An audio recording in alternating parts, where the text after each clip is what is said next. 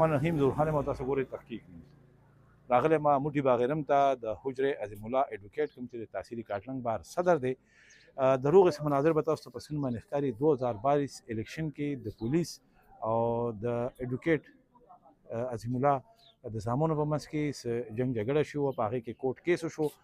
او هغه نن په اخري مراحلو کې خو د جرګې مشرانو په دې کې د ډېر وخت نه منډې تړلې شروع کړې وي نن دغه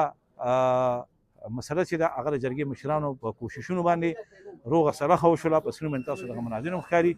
د جرګې مشرانو زموږ سره څه خبرې تېرې کړې دي راځئ چې وایو بسم الله الرحمن الرحیم بس مونږه په دې کې جرګه وکړله او وکیل صاحب چې کوم دی نو دا مونږ له ښه بوړ اختیار راکړو او خان چې کوم دی د سره د ادارو چې کوم ملګري دي هغوی هم مونږ له اختیار راکړو او امجد خان دې ډېر د حکمت عملۍ په بنیاد زموږ سره د جرګې ممبرانو او الله پاک دې خوشحاله کړي او نن هغه وخت دی چې دوی په مینه محبت او په اتفاق اتحاد باندې دا د یو بل سره ولاړ دي دا د بابر صاحب دې دغه ده اجره ده او دا د ادارو کسان دي دا جرګمار دي دا د مونږ یو رونه یو مونږ څوک بېلولی نه شي او بل سره دا و چې یاره په مانه تپوس مه د دوی هم قدر وکړي د وکیل صاحب دی د دوی د بچو دي الله تعالی قدر وکړي زمونږ یې ډېر زیات قدر بسم الله الرحمن الرحیم ډېره مننه ظهور خان او مراد سرکاڼي صاحب زه د خپل کاټلنګ تحصیل څومره چې جرګمار دي د هغوی ډېره شکریا ادا کوم او وخت وخت په علاقو کې د خپلو محنت د وجې نه دا روغې کېږي بل پیپل کې لویه روغه وشوه او داسې دا روغه وشوه نور هم روانې دي په چا کې کار روان دی ځکه چې روغه ډېر زر کېږي نه هغې کې ډېر غټ محنت په میاشتو باندې کېږي نو موږ د هغوی ډېره شکریا ادا کوو او الله دې ورله نور مجر ورکړي او الله دې توفیق ورکړي او الله دې په هغې کې نور استقامت واچوي چې د علاقې د خیر ښېګړې لپاره کومه ملا تړلې ده الله دې په دې ارادو کې کامیاب او کامران کړي نو موږ د عوام ته هم دا خواست کوو چې د دې جرګو والا سره تاسو لږ کوآپریشن کوئ ځکه دا بې ضرره خلک دی دا چا نه څه غواړي نه بعضې وخت کې خلک داسې څه د ځان نه خبرې کوي خو هغه نه دي په کار نو دا ډېر بې ضرره خلک دي او د خلکو د کور جوړولو کوشش کوي دا رنګ خلک چې زموږ په علاقو کې سیوا شي د دې سره معاشره جوړېږي الله دې دوی له نور توفیق ورکړي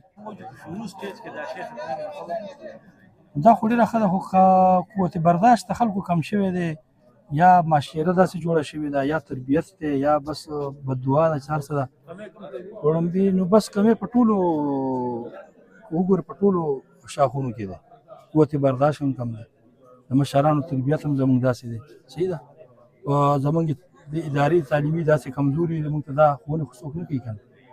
لکه کوم چې په بار ملکونو یا نور ملکونو کې دي فارن کنټریز کې هغوی چې کوم تربیت ورکوي د ایجوکیشن سره نو اول دا دی چې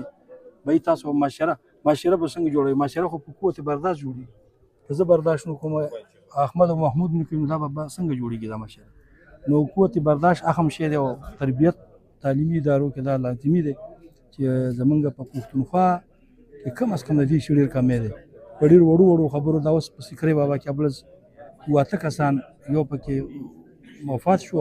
و پکې زخمیان شو او خبره ډېره وړه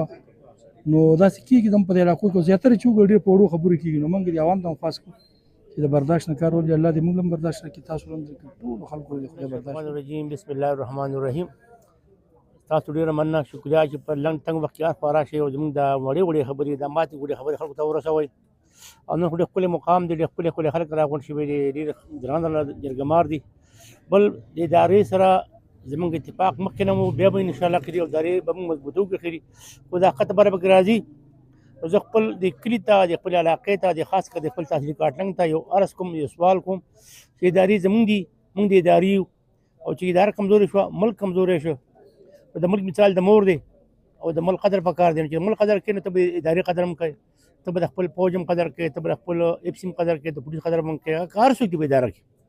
موږ ځکه چې دا زموږ نه دي دا نه د بل ملک نه راغلي دي نه د امریکې نه راغلي نه د لندن نه د پاکستان خلک دا خپل پړونه دي زموږ بچي دي نو کوشش په ځان مې پکار دی چې اول په ځان کې لږ درګذر پیدا کړو صبر وکړو